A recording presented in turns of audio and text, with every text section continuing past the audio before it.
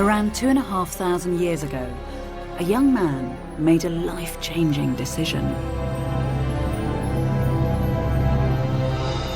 We're told that in the dead of night, he left home. Pausing just once to take a last look at his wife and newborn son, he then slipped out silently into the darkness.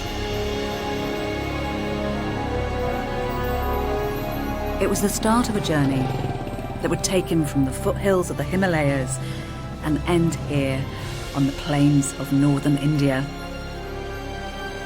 His mission was to make sense of human life. For me, it's genuinely exciting that what the Buddha discovered 25 centuries ago continues to inspire hundreds of millions of people across the globe.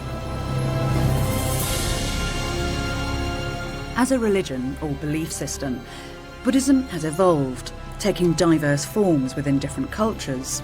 And as a philosophy, its relevance is undiminished by time. The fact it's still on the rise shows it's a potent way to navigate our modern times, passed down from the ancient world that the Buddha inhabited.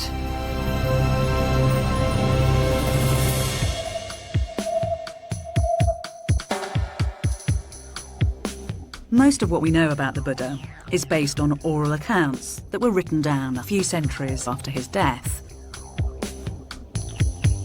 They tell us he was born sometime between the 6th and the 5th centuries BC, in what's now southern Nepal. We're told he was a prince, Siddhartha Gautama, good-looking, skilled in weaponry, and prophesied to achieve great things. But his father, the king, was worried, because it was predicted his son would do one of two things: stay in the king's palace and become an emperor, or leave home and become a great religious leader. The king, preferring his son to be a more conventional emperor, surrounded the prince with luxury to attach him to a worldly life. The streets were cleared of all unpleasant sights, so he was blissfully unaware of the suffering in the world. But the plan backfired. One day, whilst out in his carriage, he unexpectedly saw an old man. Later, he saw a sick man, and then a corpse. Witnessing the pain and frailty of human existence shook him to the core. When the prince saw a holy man, he was inspired, and his destiny was sealed. I have to say, this colourful account of the Buddha's early palace life does have more than a ring of fable to it.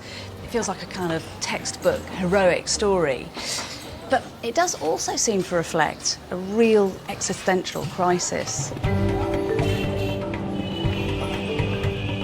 The Buddha observed that our lives were permeated by suffering. His quest was to find out if there is a way to overcome it.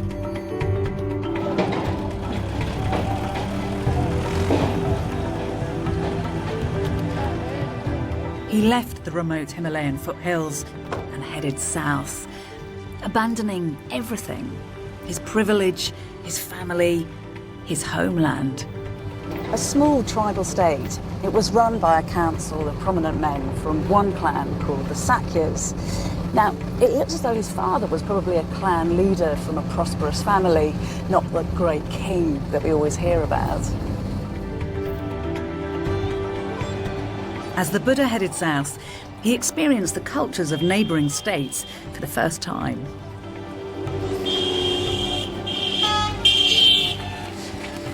Arriving here, he'd have seen everything with the eyes of a curious stranger. Just like those other groundbreaking philosophers of his day, Socrates in Greece and Confucius in China, he was the very definition of what it is to be a questioning human. He refused to be constrained by convention and complacent belief.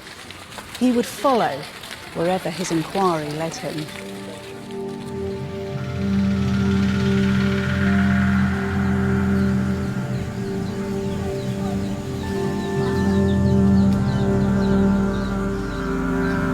One of the first things the Buddha would have encountered was the religion of the Brahmins, a priestly caste who dominated the cultural landscape of the Indian world.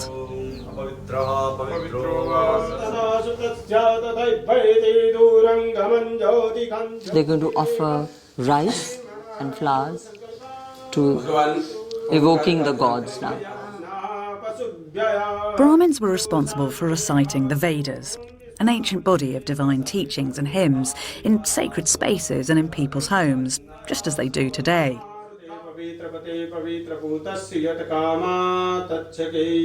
Another key role was to perform sacrifices, to persuade the gods to sustain the order of the cosmos and deliver prosperity.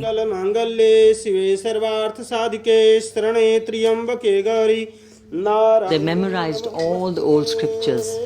You've seen how the Brahmins here have been just chanting one after the other. They can go on like for 3-4 hours. They memorized all the rituals. They knew what vibrations, what food, how the water should be, how the earth should be, what space is required. They had all the understanding of how to communicate with the gods. What kind of ritual were they in charge of? If somebody had died and you need to do the last rites, it was the Brahman who would come to do it. If there was a drought, you'd get the Brahman to evoke the rain god. The whole life depended then on the priest, the Brahman, who had the knowledge. That must have given them real power. They've always dominated the rest, whether you call it the caste system or the different levels.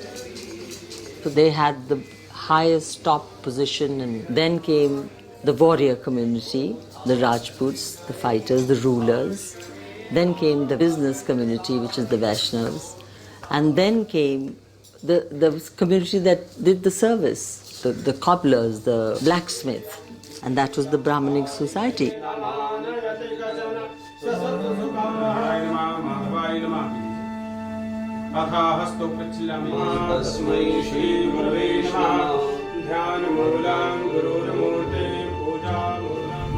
For the Buddha, the rigid hierarchy of the caste system and sacrifice to the gods relied on blind faith and received wisdom, not any kind of rational explanation. He passionately thought that there must be a more robust, a more credible way to understand and explain our place in the world.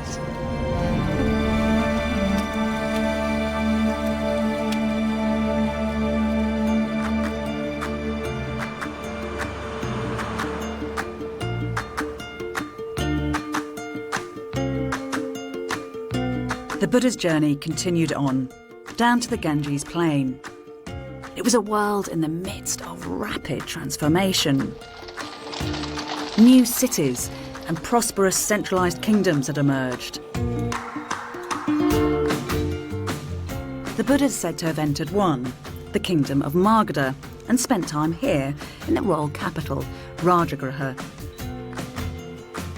Along these rampart walls, you can still experience the ancient city as the Buddha would have known it. The streets of the city here would have been crowded with brightly painted carriages, bringing gold and silver, pearls and blue lapis lazuli, sandalwood and rich cloths. And then in the distance you'd have seen great caravans carrying in more fabulous goods from the Bay of Bengal and what is modern-day Afghanistan.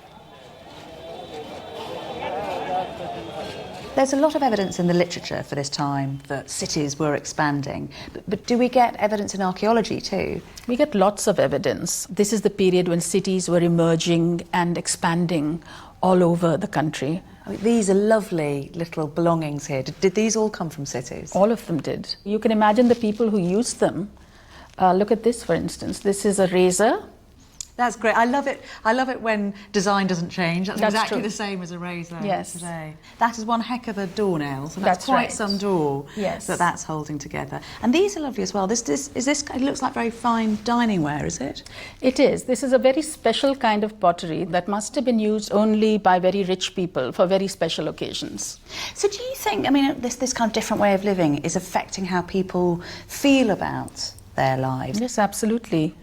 And the city must have been a very exciting and also unsettling experience for somebody who'd walked into one of these cities from a village, because something new is emerging, but the old ways of life and the old kinds of social relationships are dissolving.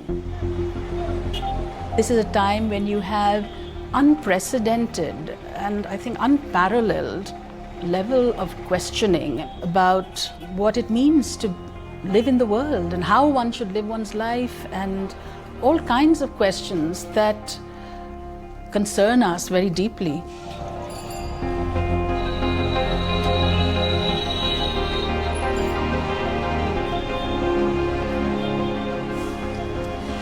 Cities were a real paradox. They did offer dazzling new opportunities, but they also cut people loose from everything that they knew, from their tribe, from their land, from ways of being that hadn't really changed much for millennia. So they were wonderful, but they were also actually quite threatening. People must have wondered what life was all about and how they should now best live together. It was a time of intense questioning. Can we control our desires? And the Buddha would play a vital role in that debate. What is justice? By now deep into his own personal quest, he engaged with the most intractable question of all. What happens to us when we die?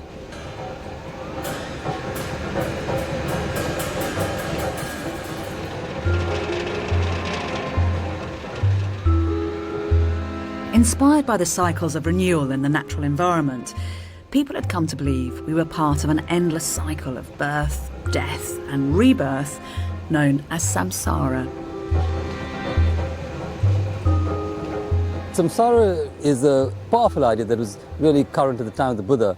The idea of a birth followed by rebirth, followed by rebirth in the cycle of time. But humanity's always been aware of the cycle of life. So what made samsara different? The cycle of rebirth really means that you go from one life to another and you can be manifested in a different form in each life. You could be manifest as a god, or you could be manifest as a human being, maybe a higher or lower caste. You could even manifest as an animal or an insect, as a cockroach. And so that is really the cycle of rebirth from life to life through a continuous passage of time. So do you think people felt trapped by this?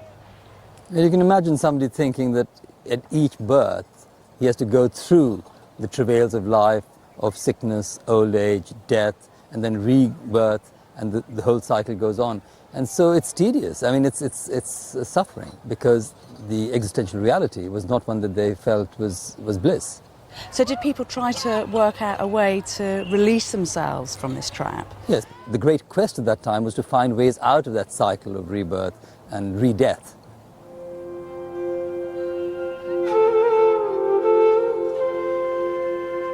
For the Buddha, the rituals of the Brahmins weren't the answer to the perennial suffering of life.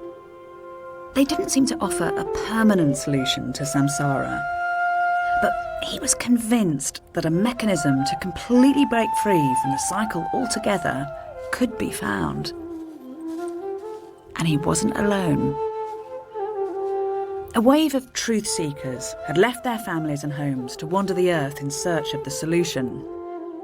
Renouncing everything, some chose to live in forests, which is where, we're told, the Buddha went looking for them. For the Buddha, self-discovery came from examining your own individual experiences and then drawing logical conclusions from them. So, in order to try to evaluate the ideas of these new thinkers, he decided to try out their methods firsthand.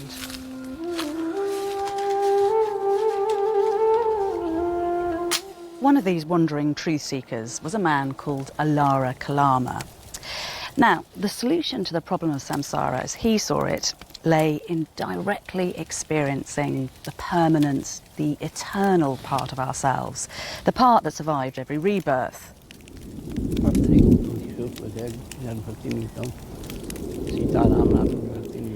To do this, he meditated to block out the distractions of the temporary external world.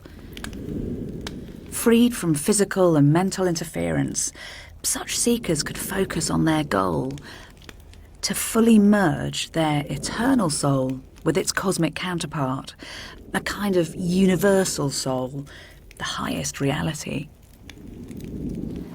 The idea seems to have been that by creating union between the microcosm, the individual self, and the macrocosm, this world soul, they would achieve liberation. Under Alara's tuition, we're told the Buddha showed such remarkable ability, he could achieve a profound stillness of mind. So much so, Alara offered him joint leadership of the group. But he refused. He found that once he came out of meditation, he was just returned once again to the same fundamental problems of birth, sickness, old age and death. It didn't give him the transformative experience that he sought.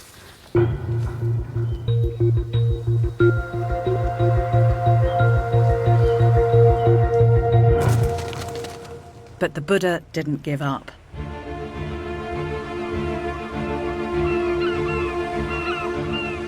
It's said he next experimented with the techniques of a different type of renouncer who focused on extreme forms of self-denial.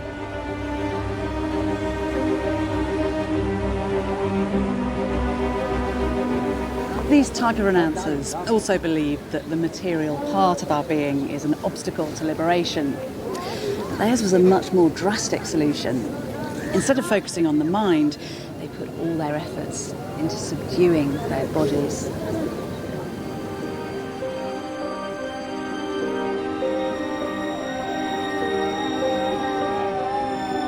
Some groups believed that all human action left a negative dust on our soul, weighing us down in this life and trapping us in future rebirths.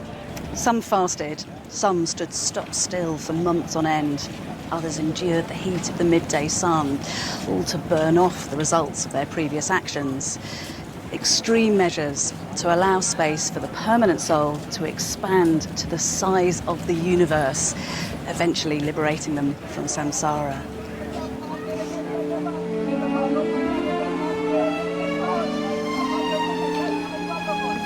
It seems the Buddha spent 6 years experimenting with all kinds of self-denying extreme penances. He tried a technique of holding his breath for longer and longer periods. He walked around naked. He ate tiny amounts of food, just 1 grain of rice a day. We're told that he almost died. His bones were like the rafters of a derelict house, and he could actually feel his backbone through his stomach. But despite all this, he wasn't making any progress. The pain was clouding his mind. The austerities weren't providing a solution to suffering. They were just making him suffer even more.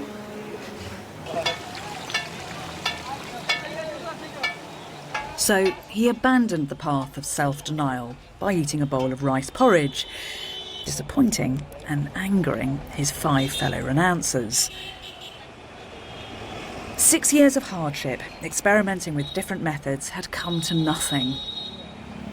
Now he would go it alone in his quest to break the cycle of samsara. What the Buddha attempted next was something new, a middle way between the extremes of self-indulgence and the rigours of self-mortification. Moderation would be his radical new approach from now on.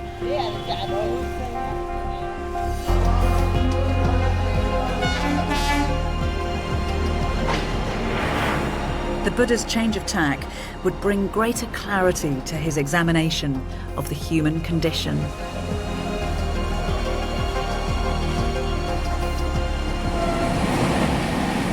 The Buddha believed that all we can know for sure is how we experience the world, and that it's our minds that determine what kinds of experience we have. Using his meditation skills, he interrogated the internal workings of his own mind. And what the Buddha discovered contradicted the assumptions people held about the permanence of the soul. he realised that the external world as we experienced it was constantly changing, and that we were constantly changing too. Our material form, our sensations, our mind, our consciousness, our character, all in perpetual flux. This realization exposed a fundamental flaw in the Buddha's thinking. All efforts to identify a permanent self were futile, because a permanent or independent self did not exist. When the Buddha is looking at how the process of his suffering was developing, he started looking at it very much like a doctor. And he starts looking at a cause, and he starts realizing that everything is fleeting, is changing. There's nothing that he can put his finger on as a cause, and starts realizing that actually the cause is the identification with an I. There's no such thing which you can just pinpoint at a certain point in time and say, okay, this is it. But it changes in the next moment. So I think that realization that everything is impermanent leads to the idea that a permanently existing entity of a soul is a concept. Just explain to me, because I can't quite get my head around this. What does it mean to have no self? What did he mean by that? I'll give you an example. For example, let's say, okay, Bethany, when were you born? And you say, I was born on so-and-so date and so-and-so year. And I'd say, really? Weren't you born 9 months before that? You say, yes. And I'd say, weren't you and your mother and father before that? If I took your mother out of you, you're not Bethany anymore. Bethany is made of non-Bethany elements. Bethany is the sunshine, the earth, England. And then you suddenly start realizing that there was not a single point when Bethany came about. So in Buddhism, we don't talk about creation, we talk about manifestation. It's not denying that you exist. You exist. But it's denying that we have an intrinsically independent entity. The Buddha believed the idea of a permanent self wasn't part of the solution. It was actually at the root of the problem, because it made us selfish, self-absorbed. It created insatiable craving that enslaved us to transient earthly concerns and kept us trapped in samsara. To rid oneself of this deep-seated delusion of self was the way to liberation. That realization allows you the freedom not to get caught in the I, me, mine, which is really the fundamental cause of suffering. And then he says, oh, then there is a way to overcome suffering. That's a sort of aha, wow. So his teaching was based around rediscovering your nature, which is non-self nature. The Buddha's self-analysis revealed the answer. If we could extinguish the delusion of self, we would see things as they truly are, and our suffering would end. We had the capacity to take control of our lives. The Buddha seems to have recognised that there's a plasticity to our minds and characters. Living in the world with the right attitude is fundamentally empowering. Basically, know yourself and the world is yours. It's cognitive psychology, 25 centuries before the phrase is invented.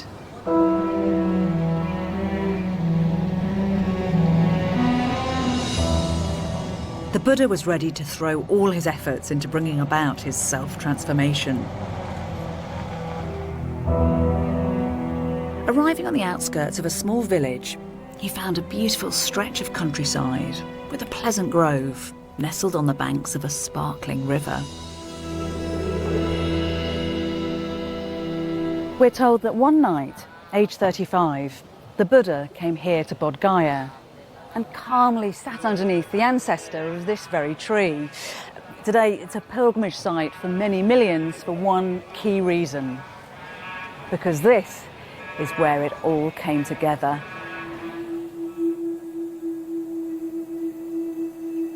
The Buddha entered a deep meditative state in which he experienced a vast number of his previous lives. He describes a cycle of many life forms and realms of existence. from hell beings and animals to humans, through to more abstract levels of consciousness. Yet all these forms were subject to samsara. Even a god would eventually die and be reborn. But finally, the Buddha moved beyond these states. Searching deep in his humanity, he was able to root out and permanently extinguish craving, ignorance, and delusion. He had finally broken free of the cycle of death and rebirth and attained enlightenment, nirvana. Unshakable is the liberation of my mind. This is the last birth. For me, there is no more renewed existence. Later, the Buddha would discourage speculation about the nature of nirvana. Describing it was like asking what happened to a flame once it had been blown out. And yet, this was no less than a solution to the human condition without the need for heavens or gods or metaphysical knowledge. This was a state of pure liberation, directly experienced from within.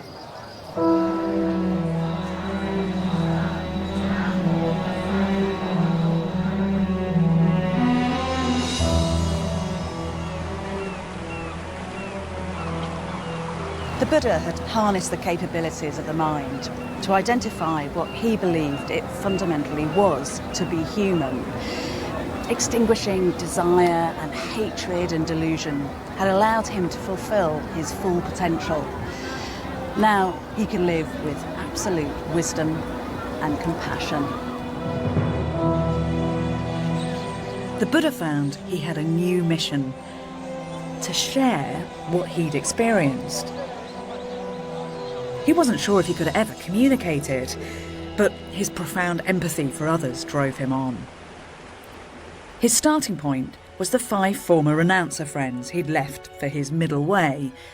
The sources tell us he found them where I'm heading next, the outskirts of modern-day Varanasi, the site of an ancient deer park. At first, his former companions were reluctant to welcome him. And then, we're told, they realised that a great transformation had taken place. They greeted him with respect and washed his feet. And it's now that we get a sense of the compelling charisma of the man. Because what the Buddha had to tell them was mind-blowing in its insight and clarity. The Buddha shared his discoveries, known as the 4 Noble Truths. The first truth was the inevitability that all life is suffering.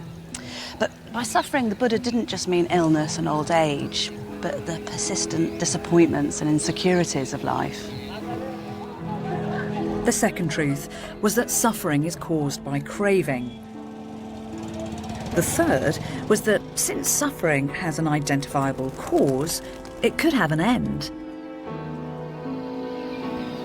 But it was the fourth truth that offered the critical, practical answer. This truth was a path, what he called the Eightfold Path, and it offered up an end to all suffering.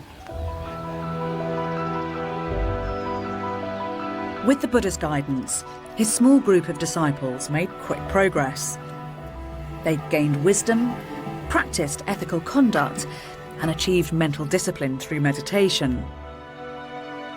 Finally, they experienced nirvana for themselves.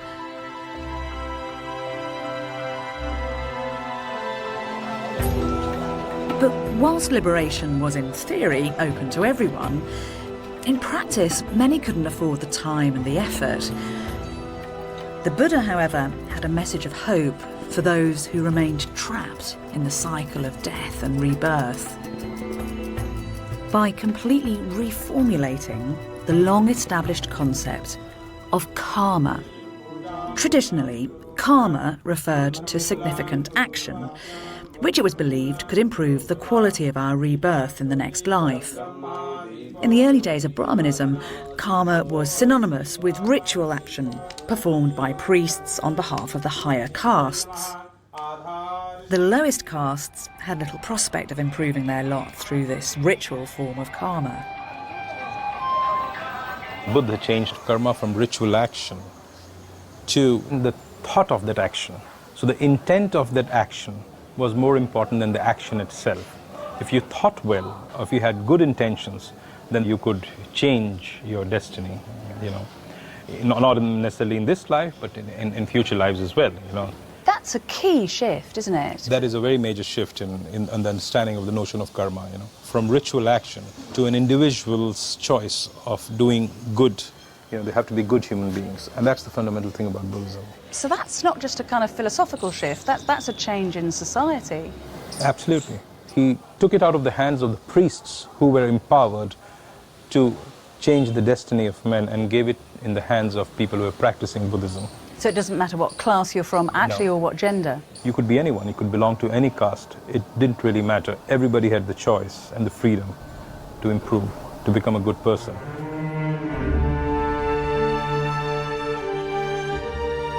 The Buddha's take on karma was liberating. Everyone stuck in the cycle of samsara had the chance to improve the quality of their rebirth. Now you are no longer good or bad, dependent on class or gender or some kind of ritual expertise. The Buddha sought answers that had the potential to benefit everyone. Just think what a radical development that is.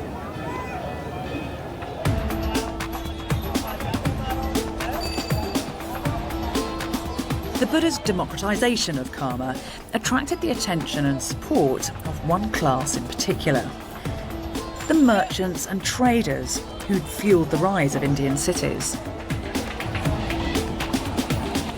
According to the conventions of Brahmanism, contact with anyone outside your caste resulted in contamination. But of course, by definition, merchants were interacting with different people and different cultures the whole time. Now, Buddhism didn't have any kind of a problem with that. Some merchants felt disadvantaged by the caste system. The Buddha's inclusive message gave them a greater sense of place in society and channeled their aspirational instincts. The wealth of merchants, like good karma, was by its very nature meritocratic. It wasn't in some way preordained. It was won and accumulated through your own efforts. The Buddha's take on the ancient ideas of karma offered ordinary people a way to a better moral life. He helped to create the belief that action and intention in our everyday lives had real consequences. Coins like these were a brand new common denominator, just as karma was now a kind of moral currency for Buddhism. It's easy to imagine how, with things like these in your pocket, you could understand how you could secure future benefit by building up merits. The Buddha had revolutionised ethics. We could no longer blame any external force, like a god, for our decisions. We were entirely responsible for our own moral condition. The buck stopped with us. In essence, this is the same rallying cry that we hear from those other great philosophers of the age, Socrates and Confucius. To find answers to the universe, first look within. Be your own lamp, said the Buddha. Seek no other refuge. These are exciting thoughts. The idea that you don't just have to be a victim, but a master of your own fate.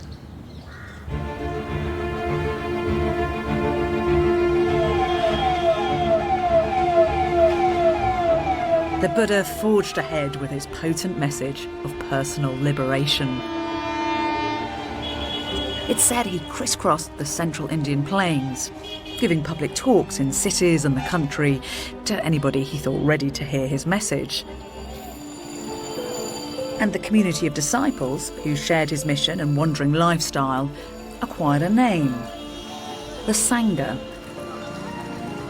At this stage, the Sangha was dispersed and only loosely organised. But according to traditional accounts, when the Buddha came here to a forest on the outskirts of Rajagriha, the Buddhist order would take on a whole new direction. The king of the city, Bimbisara, heard that the Buddha was camped outside and went to visit him with 120,000 Brahmins. On hearing him preach, we're told that each and every one of them, including the king, begged to be received as lay followers. We know that with people, when we meet some people, we immediately feel a sense of reverence, a sense of humility in their presence, and yet they don't seem inaccessible. He was, I feel, very charismatic. People were, in a way, entranced by him. I think he was able to understand the psychology of the person. He had a sort of intuitive sense of what the person needed. He was not saying, I'm the one who knows. He says, you try it. And this spirit of free inquiry that the Buddha was really encouraging was quite revolutionary. Following their meeting, Bimbisara was said to have donated a bamboo grove on this very spot as a retreat for the Buddha's growing community. Winning over wealthy patrons would be crucial for the future of the Buddha's message. The establishment of permanent bases in places like this saw the Sangha develop from a group of like-minded itinerants into a settled institution.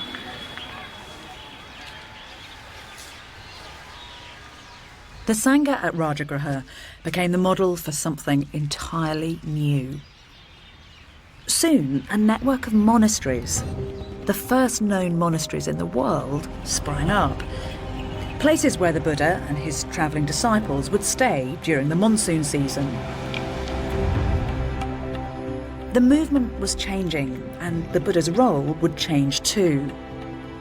He taught that each monk was an island and responsible for themselves, but now he's believed to have created a comprehensive set of guidelines.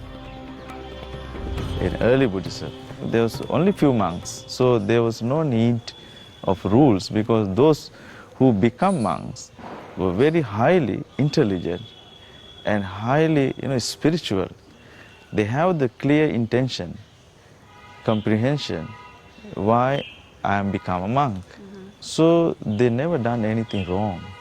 But gradually, when the numbers growing up, to maintain the excellence, peace and harmony, he prescribed the different rules and the discipline.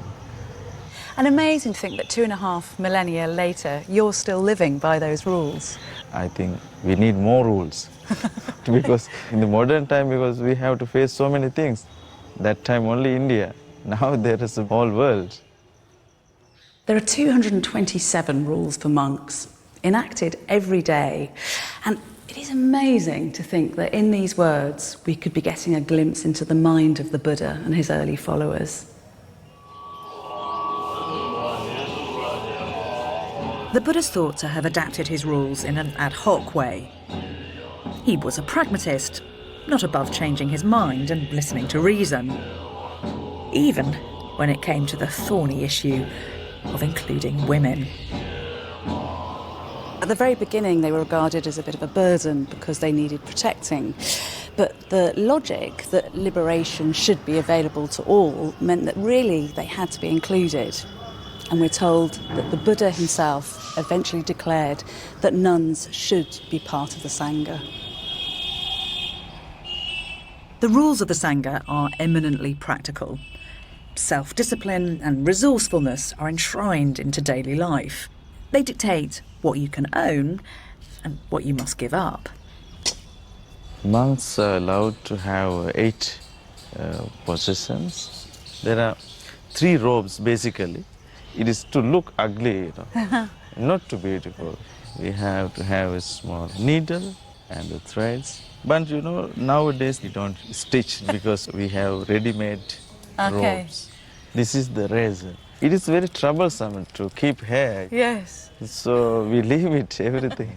This is the ball, begging bowl of monks. So this, you collect food and drinks, alms from other people. And why do you get your food from outside? Why don't you produce it yourself?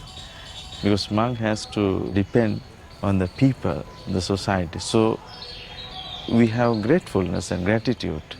So what we return to them, our compassion and wisdom.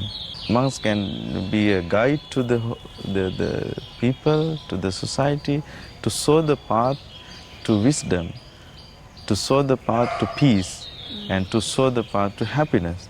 Apart from that, monks has no other connection, relations to the lay people whatsoever. But you've had to leave your family in order to become a monk. Yes. In fact, family life is always full of that kind of miseries, that kind of obstacles and troubles, so many.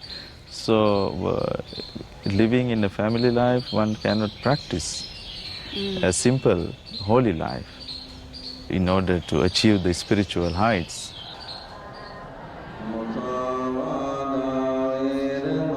When monks leave home, it can be hard for those left behind. The Buddha is said to have acknowledged the grief he'd caused his family and proclaimed that monks needed parental permission to join. Buddhism is a philosophy or a religion that's sometimes criticised for only benefiting the practitioner, that rather coldly sees social and family bonds as attachments to the world and therefore a barrier to achieving nirvana. But what I get the sense of here is a real commitment to collective well-being.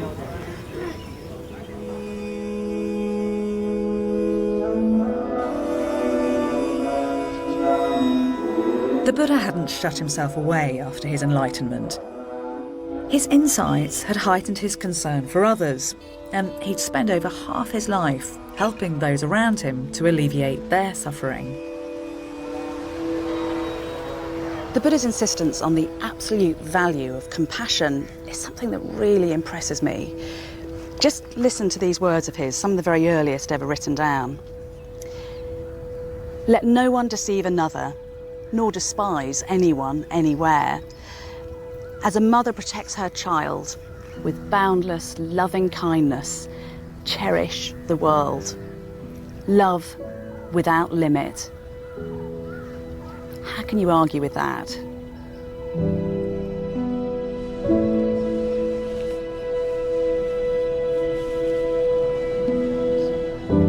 By tirelessly expressing and explaining his ideas, the Buddha had nurtured a committed following, dedicated to his principles of intellectual rigour and deep humanity.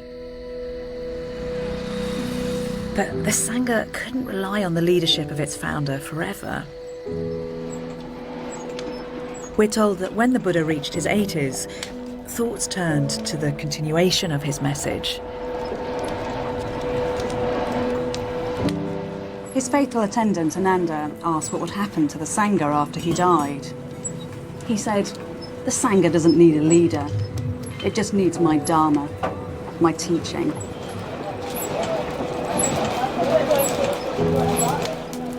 After accepting a meal at the house of a humble blacksmith, it's believed he contracted food poisoning and quickly became very ill. Yet, having achieved nirvana, the Buddha had no fear of death. His suffering had ended with the moment of his enlightenment. He would not be reborn. And what followed death was, like nirvana, beyond comprehension.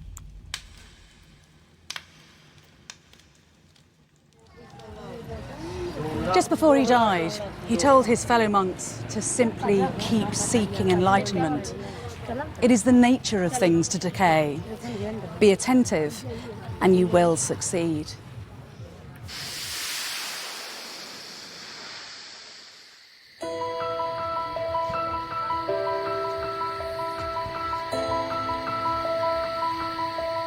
The Buddha's death robbed the Sangha of their founder and leader. With this vacuum, there was a real danger his ideas would be lost or corrupted. The Buddha had encouraged the Sangha to reach consensus on day-to-day concerns by holding regular meetings, and now the monks did as they'd been taught. They're said to have convened a council of 500 prominent monks here to this cave to determine the content of Buddhist doctrine. Ananda recited the sermons and the teachings of the Buddha. Another monk, Upali, recited the monastic rules. They now had a definitive account of the Buddha's ideas.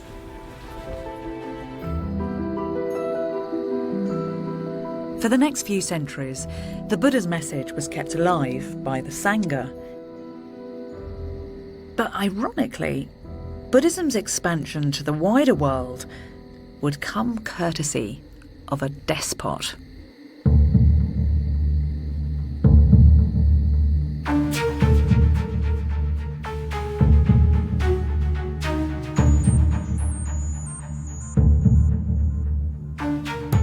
Years after the Buddha's death, most of what is modern India was ruled by the ruthless emperor Ashoka.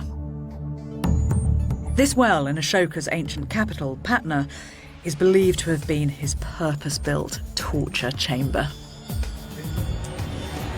We're told that here, Ashoka's sadistic head torturer would prise open the mouths of his victims and pour molten copper down their throats.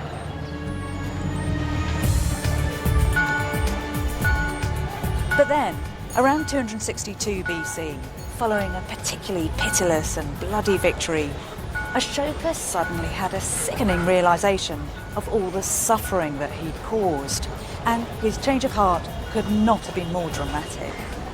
Invoking the non-violent teachings of the Buddha and declaring his heartfelt remorse for all his murderous actions, he vowed that from here on in, he would govern righteously. The reformed emperor set his new beliefs in stone. He sought out sites associated with the Buddha's life and erected pillars up to 15 metres high. In doing so, he marked them out for the benefit of future pilgrims. He had inscriptions like this, carved into stone, right across his empire. But these edicts didn't lionise his victories in battle. Instead, they declared his revulsion of violence and urged his subjects to live moral and compassionate lives.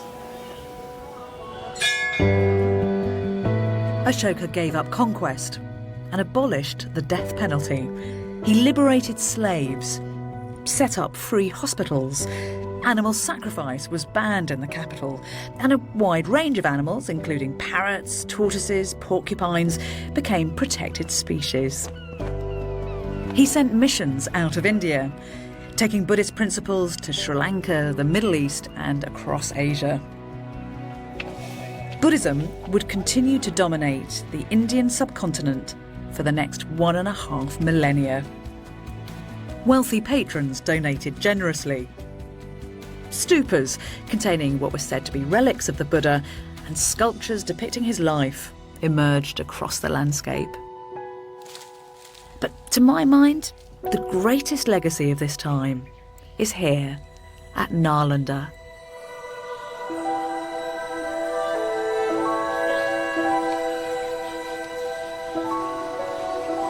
It is just such a treat to be here because this place has a claim to be the oldest university in the world. We know there was a serious educational establishment here from at least the 5th century AD, and you have to try to imagine it in its heyday. It would have been buzzing with international scholars who came from as far afield as Indonesia, Tibet, China, Turkey and Japan. It had a huge campus with thousands of students. 200 villages supplied the students' practical needs. Maths, politics, literature were all studied here, but there was particular emphasis on Buddhism. Thousands of Buddhist manuscripts were housed in a 9-storied building. It was the envy of the medieval world. One Chinese scholar clearly adored it here. There are richly adorned towers and fairy tale turrets, roofs covered with tiles that reflect the light in 1,000 shades. There are observatories and the upper rooms tower above the clouds. These things add to the beauty of the scene. Renewed interest in Nalanda's legacy of inquiry has been led by Nobel Prize-winning economist Amartya Sen. Do you think that the Buddha would have approved of what went on at Nalanda? I should think that he very much would have approved. It was inspired by his ideas. It's inspired by the idea that we have to solve problems by reflection, by knowledge, by critical examination. You know, he tried fasting and it didn't do anything for him. And he decided that by torturing the body, you don't improve your mind. You improve the mind by cultivating the mind. Some people might think it's counterintuitive that Buddhism is being taught at Nalanda alongside maths and science and grammar, but it's part of that kind of practical understanding of the world, isn't it? Well, it's part of a Buddhist understanding of the world too, namely that you have to be concerned with those issues that move people, which include mortality, disability, morbidity. It wouldn't be seen in any kind of conflict with Buddhist studies, because Buddhism is also about human life. I mean, what would you say the Buddha has to offer the world today? One of the things that Buddha identifies is that it's possible for you to agree on good action without necessarily agreeing on a bigger metaphysical view of the universe. When I was fortunate to get the Nobel, I gave the bulk of that money to have elementary education, elementary healthcare, and gender equity. At the same time, I don't have any great belief in the religion and God. But it was the Buddha who changed the question from, is there God, to questions like how to behave no matter whether there is God or not. And I think that's a game changer.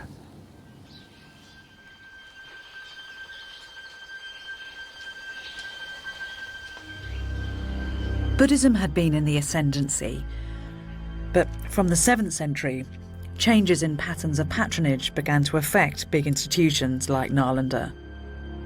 Gifts from rich benefactors ebbed away. Brahmanism had always remained a strong presence, and people drifted back in greater numbers. It began to dominate state governance at Buddhism's expense. Muslim conquerors in the 12th and 13th centuries sacked monasteries and temples. Nalanda is said to have been put to the torch and to have burnt for 3 days. The Buddhist way of life all but disappeared in the land of its birth.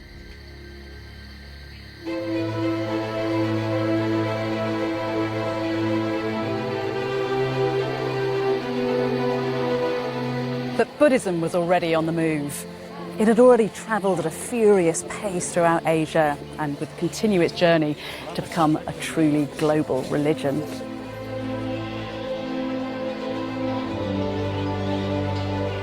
With no single sacred language, no inflexible dogma, Buddhism was ripe for export. It's an adaptable philosophy that's become a diverse belief system.